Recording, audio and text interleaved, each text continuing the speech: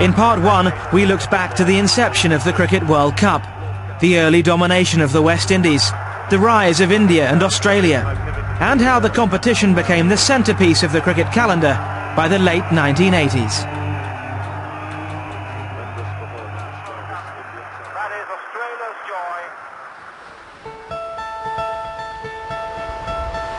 After the vibrancy of a World Cup on the subcontinent, 1992 represented a switch to the easygoing charms of Australia. The Antipodean warmth and hospitality, plus coloured clothing, floodlights and white balls, had everyone geared up for the best tournament yet.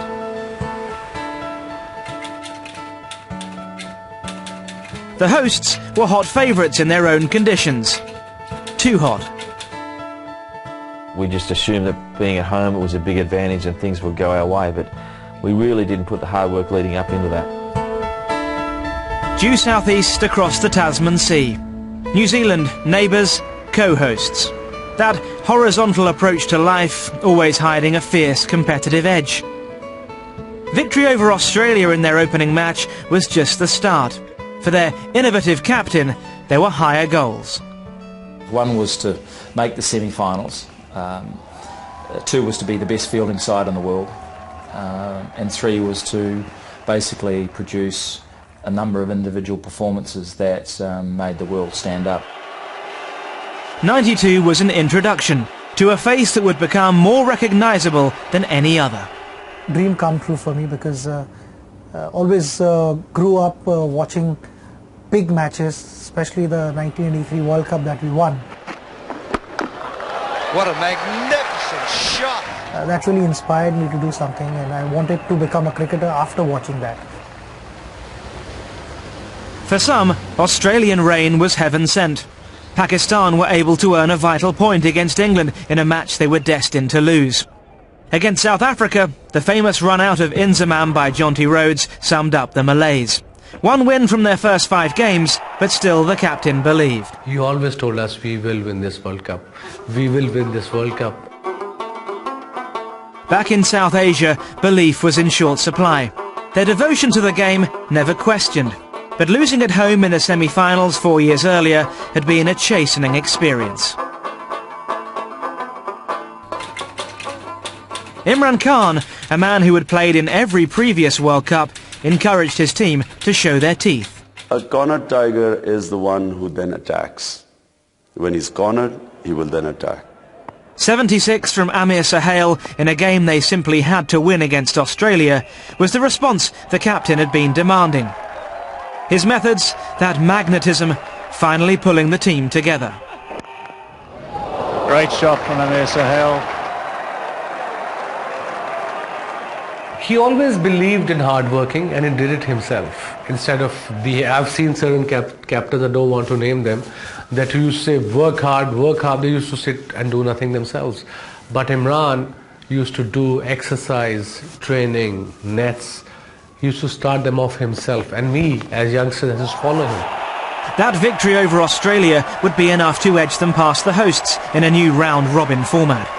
That unlikely point against England, as well as 2 further victories, changing Pakistan's destiny. Gone, that's it! Michael Whitney is bowled by Waslam Akram, it's all over. 2 points to Pakistan, a great victory.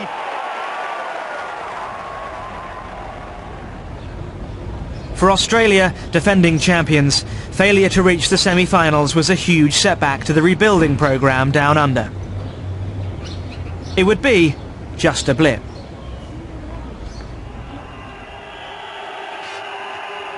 New Zealand went into their semi-final with Pakistan on their favoured Eden Park pitch, with the captain in good form, a clear strategy, and what looked a good total on the board. We got 261. It was 30 more than we thought we needed. And we were pretty confident going into the half-time break, except I'd pulled a hamstring. And therefore John Wright had to go out and captain the side. And he had hardly played in the tournament. But I filled him in on what to do, and, you know, and he did exactly the opposite. It was also New Zealand's misfortune to face a young player of immense skill. but one who nearly wasn't there to make his match-winning contribution. I remember that particular game. Inzi had a fever night before and he was throwing up all night. So before the game in the morning he went up to Imran. He said, "Look, Imran bhai, I'm injured. I won't play." Imran said, "Inzi, I don't care. Are you injured? You've got a fever, you're puking blood. You got to play this game." And he did, and he got man of the match. Inzamam al-Haq, you little beauty. Martin Crowe would be the leading run scorer and man of the series, but he was powerless when it mattered. He just kept bowling everyone until they got hit. And it was just one of those things. He didn't know the plan as I had, and we ended up losing. And Pakistan have won the first semi-final in Eden Park. A magnificent performance by Javed Miandad, Inzamam al-Haq. And look at that, look at Javed. What a performance from the veteran. A magnificent win. When you're chasing 262, you have to do all the hard work. Well, the entire Pakistan team has raced onto the field. News quickly filtered through to Sydney, where England were preparing for their semi-final against South Africa, playing in a World Cup for the first time since the end of apartheid. I believe we were always going to win that game. South Africans, I'm sure, will beg to differ, but I always felt we were always ahead, even though we may have just been ahead. But the way one-day cricket was back then, once you got ahead, more times than not, you stayed ahead. England had put themselves in a strong position, with Graham Hick at his destructive best. The South Africans would keep themselves in with a chance of victory before rain reduced the game to an impossible equation. Chasing anything more than a runner ball was a huge ask back then, whereas nowadays you do it standing on your head. Obviously then when the rain came down and it went up on the board what they needed, it was a formality. The outcome unavoidable but no less satisfactory. England through to their third World Cup final. But the compelling narrative belonged to Pakistan. Momentum was theirs. Motivation too. The captain had a cause which went beyond the parameters of sporting success.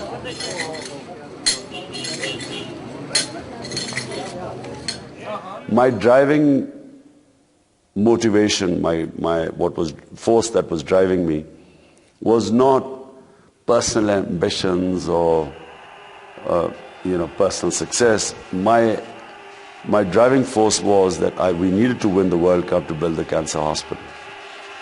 But Pakistan remained the outsiders against a strong England side.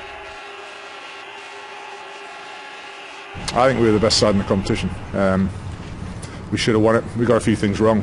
On papers, they were miles. They were much better side than us, but it was our day. I've never been a big fan of training, but I didn't mind doing a bit. But we overcooked that. We wasted too much energy, really, doing what was supposedly the right thing to do, rather than concentrate on the cricket.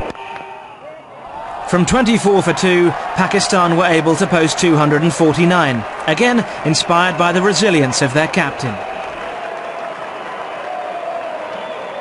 It was just a good game in the end. I mean, we scored 249, and again credit goes to Imran Khan, who made himself to bat at number 3.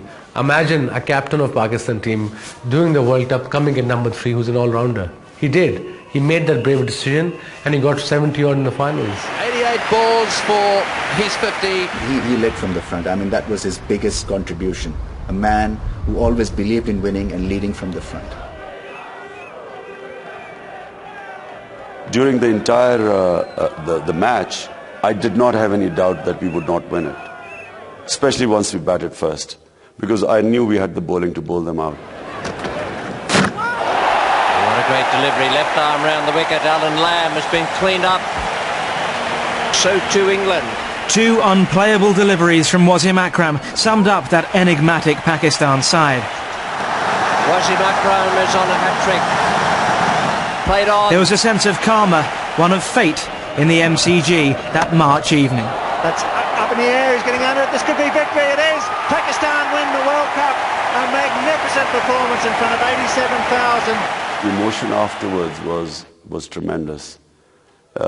because, just that I knew what the sort of wave of happiness that would sweep all Pakistanis. Imran Khan has led his side to victory. What a great victory.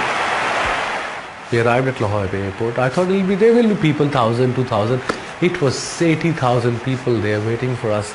The whole street from the airport to the PC Hotel in Lahore. It's only 10 minutes drive or 20 minutes drive. It took us 7 hours to arrive. We were on an open truck and the whole nation had a smile on their face, and that was very satisfying for me, even as a 21 years old.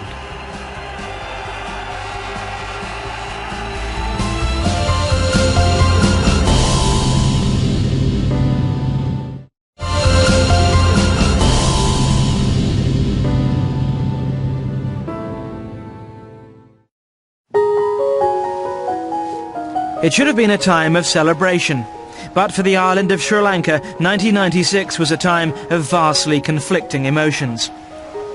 To be given the chance to co-host the Cricket World Cup was the greatest honour, and yet security concerns around the Civil War meant Australia and the West Indies refused to travel. Those teams who did go were afforded the deepest gratitude. The hand which was lended to Sri Lanka from those two countries, which we, or myself, will never forget. These were unhappy times for a nation who project only happiness and joy in defiance of difficult economic circumstances. But come '96, it was time for the smiles to be replaced by a more serious approach. Go out there, give your best shot, hit hard, don't allow them to control you, and that's the attitude we adopt in the tournament prior to the World Cup as well. Arjuna Ranatunga was something new for Sri Lanka, an abrasive captain. He was a lucky one too, being able to call on one of the finest talents of that era, Aravinda de Silva, whose early form in that competition suggested a man at the height of his powers. The forfeited games meant that Sri Lanka would progress to the last 8 regardless. For India, staging the tournament increased their prospects, but with it, levels of expectation. Indian people are known to, create that energy inside the stadium and back the side to an extent where, it starts playing on the opposition's minds, so that kind of support is what we experienced. No team was able to tap into that atmosphere, be inspired by it, quite like Australia. Mark Waugh at the top of the order. It was a particularly good one-day play, but we had depth all the way down. So I think we were a pretty solid one-day cricket side. Mark Waugh would go on to make 300s in the tournament, and although India would lose that group game, Tendulkar was displaying a purity of technique, that fondness for the spotlight. Yet both were overshadowed by South Africa's Gary Kirsten, albeit against first-timers the UAE. His 188 remains the highest score in World Cup history. As it worked out in that particular innings, I got off to a pretty fast start, and I had some fun out there, played nice and aggressively, and things just kept working out. The United Arab Emirates batsman found the pitch a little less benign. Sultan Zarawani lived to tell the tale. Sri Lanka had found themselves in the quarter-finals before playing a single match. They would face an England side with very modest form and somewhat misguided confidence. The amazing thing about that is that we were all in a room going, we got Sri Lanka in the quarters, and we played them and they absolutely were unbelievable. 92 had seen explosive, high-risk batting at the top of the order, but this was truly the year of the pinch hitter. And nobody did that better than Sanath Jayasuriya. 82 off 44 balls was close to revolutionary in one-day terms, a testament to the vision of Ranatunga and coach Tav Watmore. Jayasuriya, beautifully played, superbly played. The key thing was them to ask for me to open, and I think it was very successful. And also at the same time, when I got that opportunity, I thought to myself, I never opened in my career, so it's the first time I've been opening for cricket. And what a menace this man is. He was scared, like if he opens and fails, whether he will be out of the national side. I said, don't worry, I'll protect you. I'm giving you that guarantee. You just go and open. He battered us. You know, that was the thing. And if you thought you bowled a good length ball, it would still disappear out the park. Well, if your good balls are going for 4 or 6, what's going to happen to your bad balls? What awaited Sri Lanka in their semi-final with India was unlike anything they'd witnessed before. When we drove into the grounds, we saw almost 100,000 people outside the ground trying to get in, and when there was almost 109,000 inside. So when we were 2 wickets down, the challenge and the atmosphere really brought the best out of me. God. After 2 wickets fell in the first over, De Silva had to trust his instincts. In those surroundings, and faced with such adversity, his 66 off 47 balls was an innings of staggering fortitude. Take that. What a beautiful shot. I was very lucky that I could play cricket with him, not against him, because he was one of the best batsmen I have ever come across. With India chasing 252 to win, and with Tendulkar flying, a moment of self-doubt for Sri Lanka.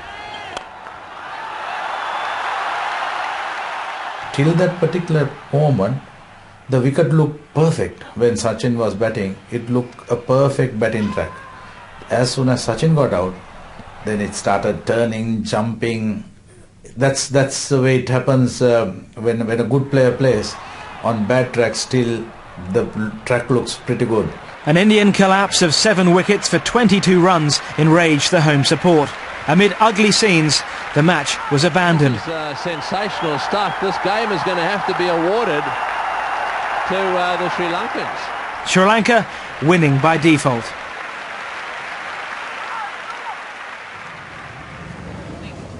There followed a period of deep sadness and reflection for the Indian public. To lose in such a manner was a grievous experience. But after darkness came light. The semi-final against the West Indies was just a great game of cricket. We were never really in it. Australia were indebted to a partnership of 138 between Stuart Law and Michael Bevan. We then scrapped and scrounged our way to just over 200, which was never really enough, and they were cruising. But the West Indies would lose 8 for 37 in just 50 balls. Oh, there's a big appeal, and he's given him, yes, he's gone out top behind. Like always, most bowlers should attack the stumps. You know, those 3 wooden things down the end are sort of a bit of a clue that you should bowl at them. Oh, big appeal there for LBW, he's got him, he's given out LBW, Warner struck again. They just started to lose wickets just when they didn't need them, and it just gave us enough belief.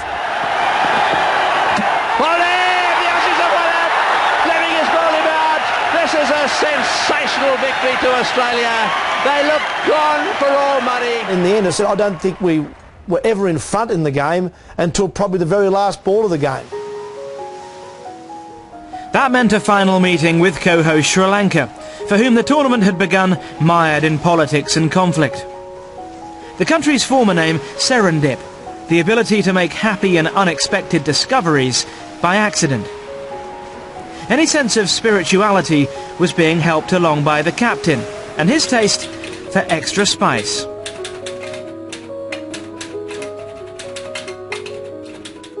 Someone asked me about 2 War brothers. I said they are good cricketers, but they are highly overrated. Look, Arjuna was one of those niggly characters. He tried to get under the skin of the opposition and generally did. Then Shane Warne, I said that he's a mediocre bowler. 700 test wickets, not bad for an average bloke. When I walked into the middle, some of the comments made by the Australian cricketers, I knew that it has affected them. Taylor would lead the way with 74 vital runs in damp conditions. To keep them down to 241 was a very good effort, but the only way we were able to do it was to get some wickets, and we turned the screws on them. Aravinda de Silva would once again be the game's decisive contributor. His 3 wickets keeping the Australians to below 250, starting a job that he would later finish. And he's bowled him. A little bit of turn there, so Aravinda de Silva doing exactly the job that his captain brought him on for. Get some wickets. Aravinda de Silva basically changed that course of the game. He played a wonderful innings. We dropped him a few times early, but he played a wonderful innings. For me, that gave me that much more pleasure because it was in a World Cup final and also beating Australia. It is something which will cherish me for the rest of my life. This time the pinch-hitting tactics had failed, but in terms of technique and control of the mind, this was an innings of real distinction. Oh, and he's hit that one through the field as well. That's a magnificent shot by Aravinda again. He's playing a little blinder of an innings. The important part was ultimately the 2 guys who really struggled, like Aravind and myself, for maybe 15, 16, 17 years, who really struggled to get cricket into this level, could finish the World Cup. I could hit the last run, Aravinda could see from the other side. That's it, all the way to the boundary for 4. What a victory for the Sri Lankans. The captain and his deputy, only the 3rd man to score 100 in a World Cup final, leading the celebrations. A nation rejoiced and for once indulged itself, congratulated itself on progress made.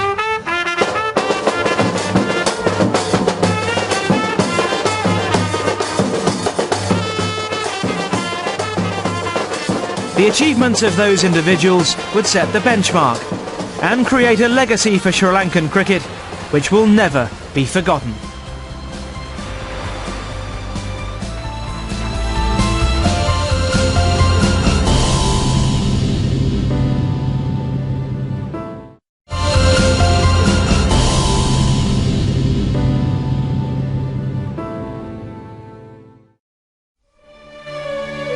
"1999 was a year to reminisce, to recall the World Cup as it was, as it had been in those early years, when there was a naivety, a blithe approach to the tournament. Now it returned to England in its grandiose form, the ultimate prize. But the hosts were still no nearer to winning it. We didn't give ourselves an opportunity because I don't believe we picked our best squad for one reason or another, and then when we came to play we certainly didn't perform. We got what we deserved.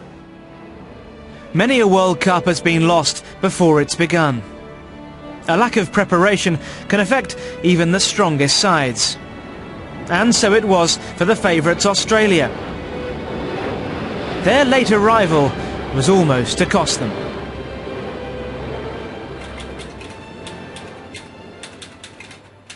I think we perhaps put too much emphasis on winning the World Cup and we forgot the process needed to get there. Plus it was a long trek for us. We'd just come off a tour to the West Indies, so we'd been straight from the West Indies to England. We didn't play with the freedom we probably required in the first couple of games because we had put too much pressure on ourselves.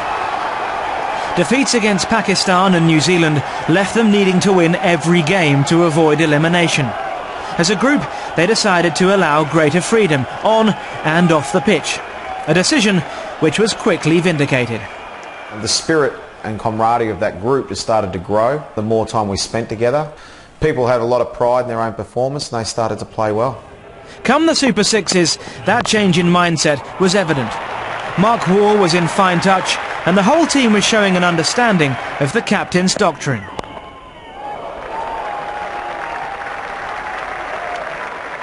When I took the team over, my philosophy was to make every ball a priority, to not waste any balls. And I think previous to that there was a period where you used to go in and play yourself even in one-day cricket. I wanted us from ball one to be sharp and to not hesitate and to back ourselves straight away, so every ball mattered, and I think that was probably the change that maybe I brought to the one-day team. Their final Super Six game was win or bust, with a strong South African side lying in wait. You know, that was probably the year that we if we had to pick a side out of all the years I've played, that would be the side I would say had the best chance. To add to Australia's anxiety, Herschel Gibbs was at his fluent best.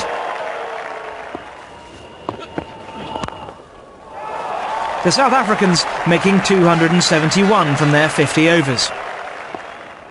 For Steve Waugh, that meant the margin for error was tiny.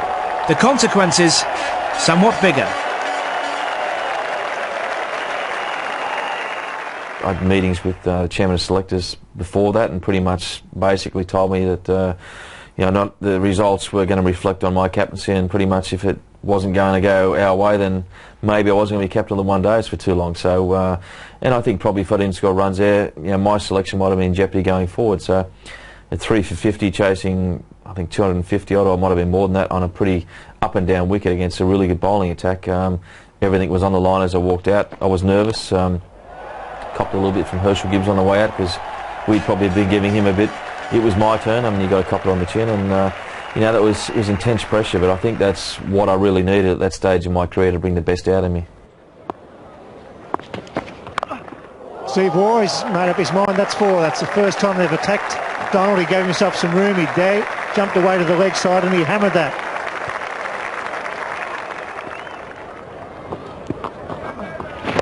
So it's gone. That'll be 6. Over it goes the head of Pollock. That's where he likes to hit him, Stephen Waugh, and this is a good little partnership. And so arrived the moment which may just have altered cricket's history, and a conversation debated more than almost any other.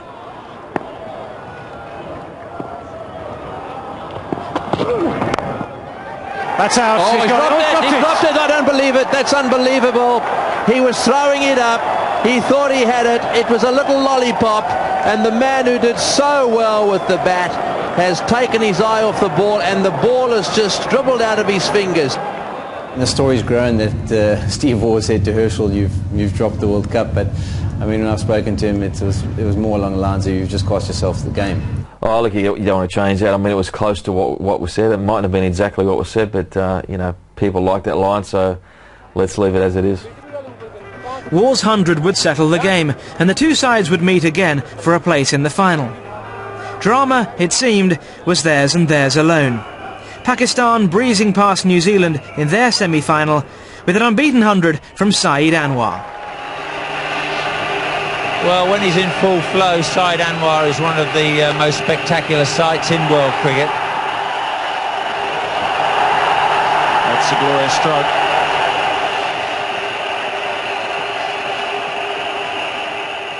I think playing against any team is very crucial, and especially playing a World Cup and playing against any team, and especially the semi-final. And the way Saeed Anwar played, he really made the game one-sided.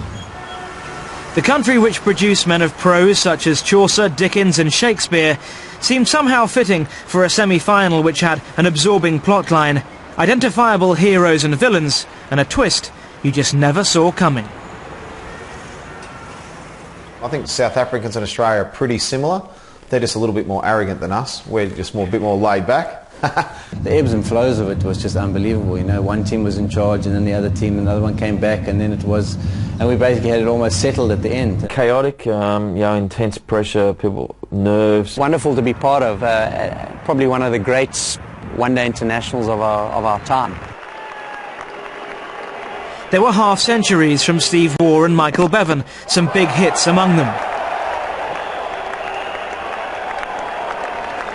But there followed a flurry of lower-order wickets, which left Australia with a disappointing score of 213.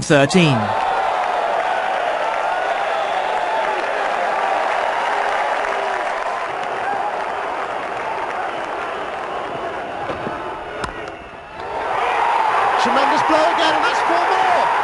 Just 1 run required. What a stroke from Klusener. 4 balls remaining. Damien Fleming came up to me and said, "What do you think?" And I said, "Look, whatever you think, you're the bowler, just back yourself to bowl whatever you reckon's the best." They go for it. And Donald's run out, and Australia are in the final. The match has been tied. I remember running off, and even Steve Waugh saying, "What are we through? Are we through? Are we through?" We said, "Yeah, we're through. We're through." Lost it, came back, had the game, and then finally tied it. So it was probably one of the most emotional games of cricket that I've been involved in, especially with it being a semi-final of a World Cup. The serene setting of Lords had a more genteel feel to it by comparison. The cricket in that final, likewise.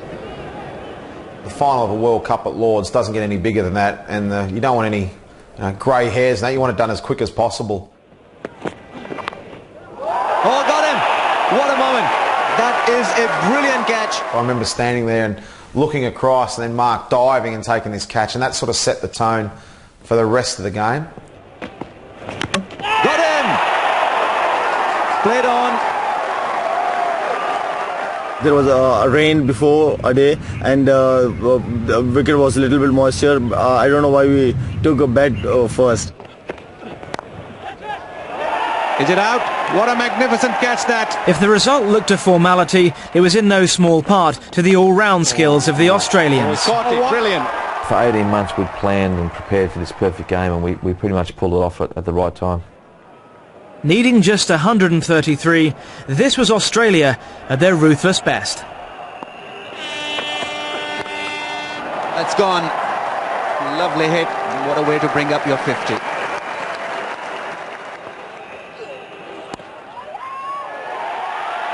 Australia are the World Cup champions of 1999. To go through that journey where you struggled, then to come up and win it, and we all turned our own form around and the teams, a great moment, that's for sure, something we'll always remember.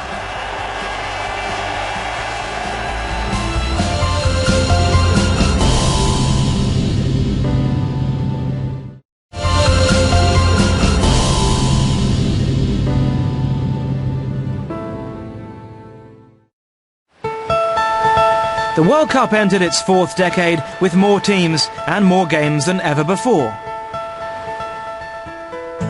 There was a shift to new and very different territory. The striking natural beauty of Africa matched by the enthusiasm of its people. But for South Africa, there were few home comforts. When you're leading your country in your own home grounds, you want to do well and you want to perform well for the fans that are also passionate in this country. So once again we had the ability to go all the way. We had a good enough team. So it was very disappointing for us. The vitality of the South African followers wouldn't be enough to inspire their team. But they wouldn't be the only ones with problems. The holders Australia were ravaged by injuries and suspensions, with Shane Warne the most notable absentee. I think it just brought us closer together and probably steeled us to a certain degree to make sure we played a great tournament. Andrew Symonds was the most contentious selection, a man who divided opinion. Well, that's beautifully played. That's a magnificent shot. It took a strong defence by the captain to sway the selectors. His opening match 100 justified that faith. Ricky Ponting got it right, and he backed Andrew Symonds. He backed his own ability. A lot of people also thought that he probably hasn't got it to cut it at that top level. We all knew as teammates that he definitely had it. We've seen signs of him in state cricket and also playing for Australia that he's an absolute world beater. And to get 143, I think it was, and absolutely smash the attack around, that really set his career up, set us up, and really got us off to a great start. After a traumatic few weeks, redemption.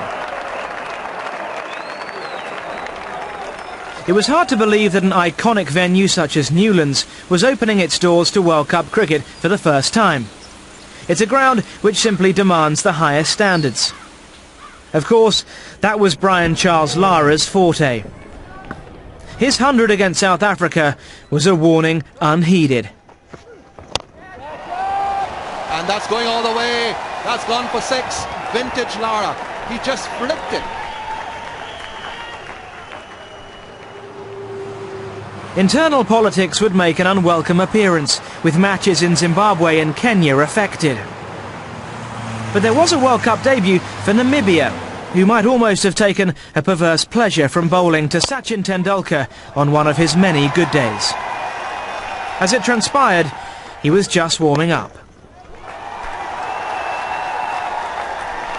I think the greatest World Cup memory in 2003 World Cup, again we played against Pakistan and Centurion, and we were chasing 275.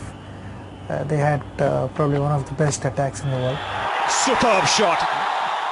And it really worked out well. I had a decent contribution in winning that game for India, so definitely a special game for me. Tendulkar would enjoy his African odyssey, ending the tournament as leading run scorer by quite some margin and man of the series.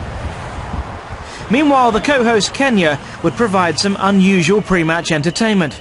Cornered Leopards doesn't quite have the same ring to it, but try telling that to Sri Lanka. They were the biggest scalp as the Kenyans celebrated a place in the Super Sixes. And that's it, it's over, it's all over here in Nairobi. The Kenyans have beaten the Sri Lankans. Maurice Adumbe with the final wicket after 5 from Collins Abuya, sparking unprecedented scenes at the Gymkhana Club in Nairobi.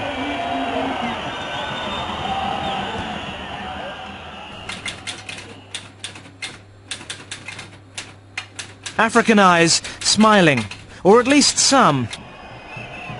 The South Africans needed victory in their final game to move forward. We've come close on many occasions of advancing, getting just a little bit further and moving on in tournaments, and just again stumbling at a little hurdle that's a mistake that we certainly have learned from. I think every time there's rain about now, the guys always say, remember, it's +1. In dreadful conditions against Sri Lanka, the South Africans were staying on top of the revised target, but declined a run on the very last ball, believing they had enough to win, not to tie. It would be a calamitous mistake. You do feel responsible more so when you're captain than just a normal player. You do feel like you've let the nation down and the team down.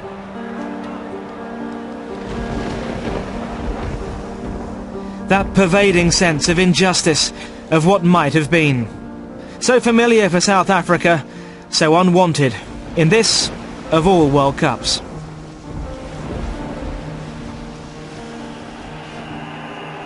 Australia had proved in '99 that adversity brought out the best in them. Now under a different leader, but producing similar results. Ponting's way, very much that of captains past. Ricky always does his best by leading from the front, and I suppose too it's sort of what he does to actually inspire us. Not really what he says, it's actually what he does on the field. His mannerisms, the way that he sort of gathers the guys up and leads us from example. There was much to admire about that Australian side, who eased through to a semi-final with Sri Lanka. Among their many qualities, integrity. It's in the air and up she goes, not out, says the umpire. He's walking.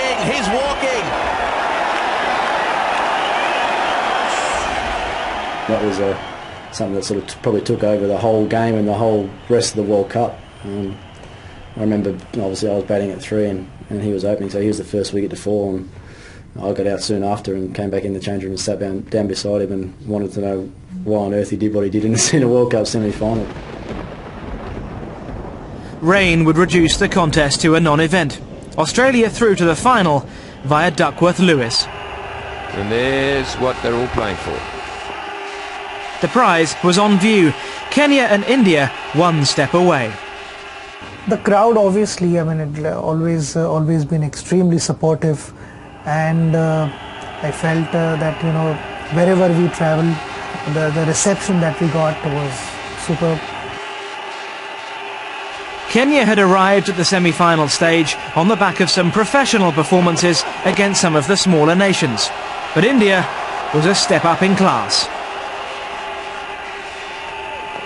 Captain Sourav Ganguly imperious. His unbeaten 100, the innings of note in a total which Kenya never looked like getting near.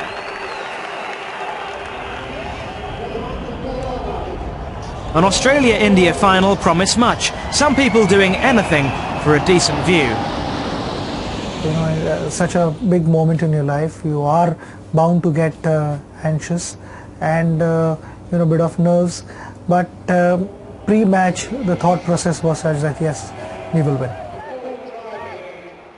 I think the first over of the final, Zahir Khan bowl went for 15 or 16. That just got us off to a great start, and you could sense that India were a bit nervous about what lay ahead for them over the next 6 or 7 hours. The first over had been just a hint of what was to follow. Ponting himself with the highest individual score in a World Cup final. A devastating innings and a total to drain the last ounce of belief from even the most confident opponents. 140 not out in his first World Cup final as captain.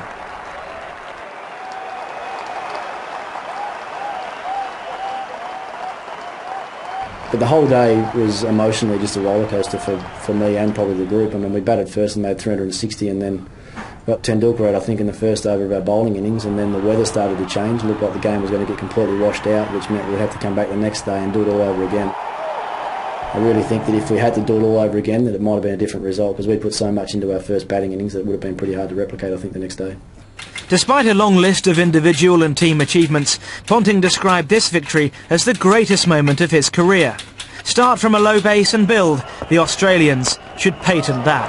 That's in the air, should be taken. The World Cup for Australia. Yeah, it was my first major tournament as captain as well, but the hardships that we faced at the start were pretty significant hurdles that we had to get over, and for a leader to try and bring a group of players together that had those setbacks was a great challenge for me and the rest of the players. To make 100 myself in the final and to go through that tournament undefeated as a group, I think was probably a lot of the reason why I said what I said at the end of it.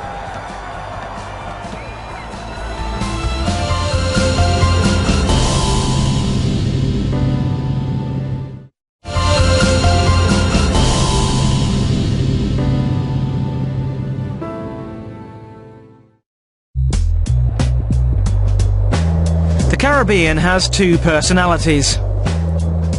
When the sun shines, the music plays. But storms are frequent, the atmosphere can quickly change. In 2007, the defending champions were greeted by headlines of a team in decline, and the mood darkened. And I remember the first press conference we had there, that I got asked the same question by 3 or 4 different journalists, and the only way I answered it, I looked at them, I said, well, you asked me that question in 5 or 6 weeks' time and see what sort of answer you get. And I just knew that our group would come together well and that we would play well in those conditions. South Africa, again, felt the full force of their indignation. They are attacking Shaun Pollock. They're definitely going to attack Shaun Pollock. We're talking about Pollock and how we had to respect him because he was their main bowler and all that, and we got maybe 1 minute into talking about how we're going to play their attack, and I remember Hayden and Gilchrist had already got together before the batting meeting, and they stopped us and said, hang on, don't worry about Pollock, we'll take care of him. It's gone again. And it's gone again.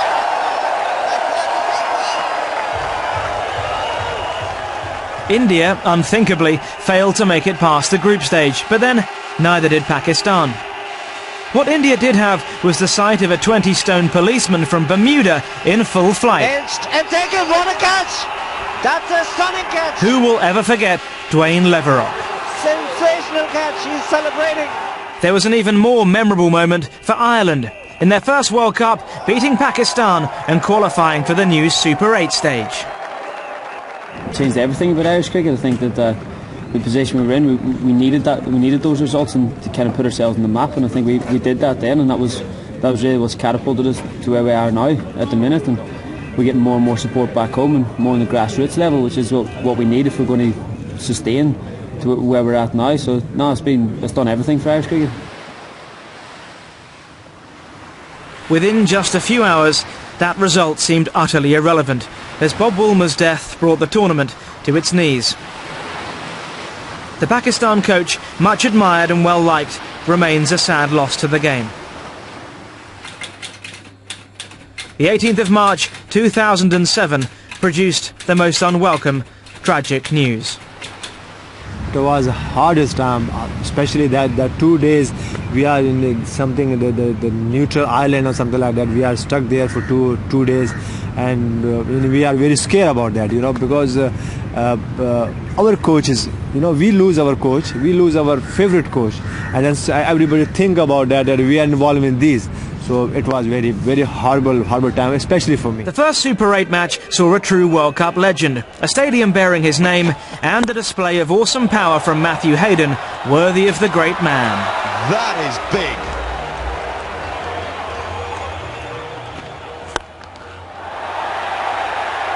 That's the best of them. That's massive. That's Rose back.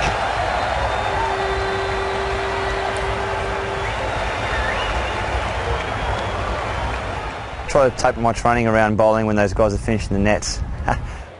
158 big runs from Hayden. The Australians with that air of invincibility again. What we have been able to do in World Cups is build it from a low platform at the start of a World Cup and build and build and build and make sure at the end of a World Cup that we're actually playing the best cricket that we possibly can. And if you look at our last 4 campaigns, they've all been very much that way. From their World Cup success in 1996, the Sri Lankans had gone on to establish themselves as amongst the favourites for just about every tournament since. The Caribbean pitches suited their game, and the semi-final against New Zealand was another demonstration of their qualities. Tom Moody and Trevor Penny with that management is very good combination.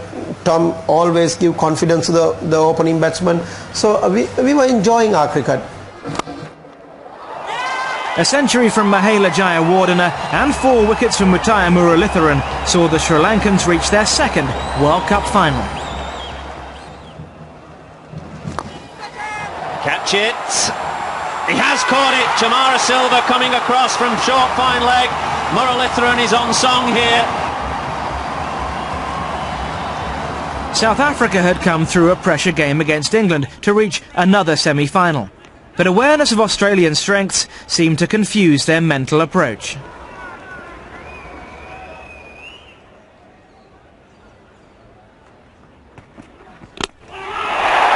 And he's bowled in Glenn McGrath. Brilliant start from the Australians. But I think when you look back, they were definitely the best team in the tournament, and maybe we felt that we needed to play, out of our skin to beat them, and maybe that's where we lost our way a bit. After bowling out South Africa for just 149, Michael Clarke and Andrew Symonds brought Australia home for the most comfortable of victories and continued a 100% winning record. If there was a weakness, it was well hidden. Andrew Symonds wins it for Australia. 28 matches unbeaten in World Cup cricket.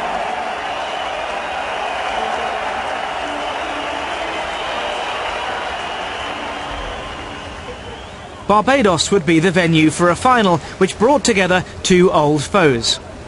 Australia had been beaten by Sri Lanka back in 1996, but this had been the most impressive Australian campaign in memory, and they had a captain who could become their first to lift the trophy twice. History in the making.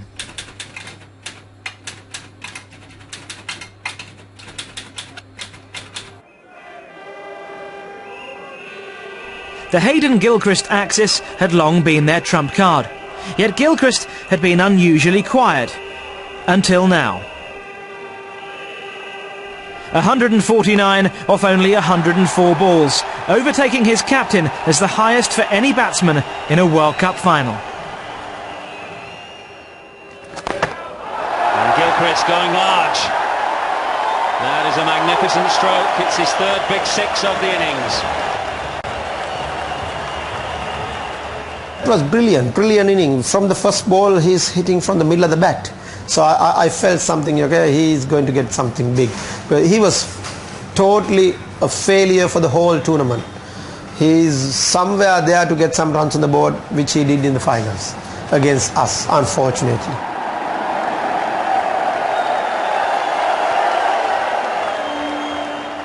Myself and Kumar Sangakkara had it for a longer period, almost 100 runs. It was very good, and unfortunately the weather held it up. Jayasuriya had played in that 96 final, and his talents remained undiminished. But bad weather meant the match would end in almost complete darkness. It was very bizarre, I must admit. The positive that I always keep coming back to out of it was it actually gave us the chance to celebrate twice, because we celebrated once when we thought the game was over, and then we went back out and started again and bowled one more over and then got to celebrate again. So it was a bit of a disappointing, strange sort of end, I guess, to a World Cup tournament. Australia have won the World Cup of 2007. Conditions spoiling a great occasion. For the winners, it barely mattered. For us, it was we didn't care too much about how it ended. It was about how we played right the way through and how good once again we were in the final. So we've obviously got some great memories over the years from World Cups. For